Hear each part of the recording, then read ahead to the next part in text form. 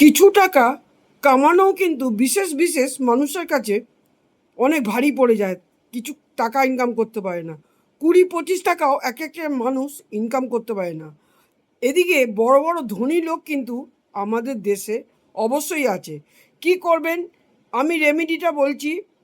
Up ভালো মতন income করতে পারবেন, এবং ভালো মতন যদি করতে পারেন, ঘর সুখ শান্তিতে ভরে থাকবে, অর্থও থাকবে।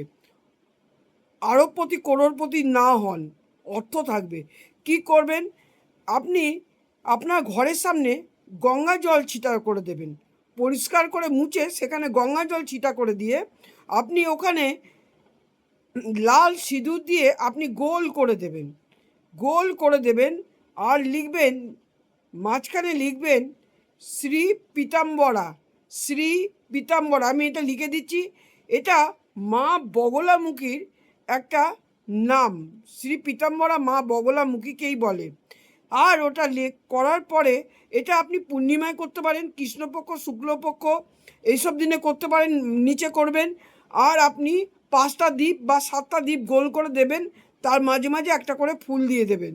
দিয়ে আপনি ওটার মধ্যে 7 বার বা 21 বার, 11 বার, 51 বার ঘুরবেন। দেখুন, যত বেশি ঘুরবেন, আর এই নামটা সবসময় বলবেন, শ্রী পীতাম্বরা, শ্রী পীতাম্বরা। আপনি মনে মনে জপ করে যাবেন, দেখবেন অবশ্যই আপনি সুফল লাভ করতেই পারবেন।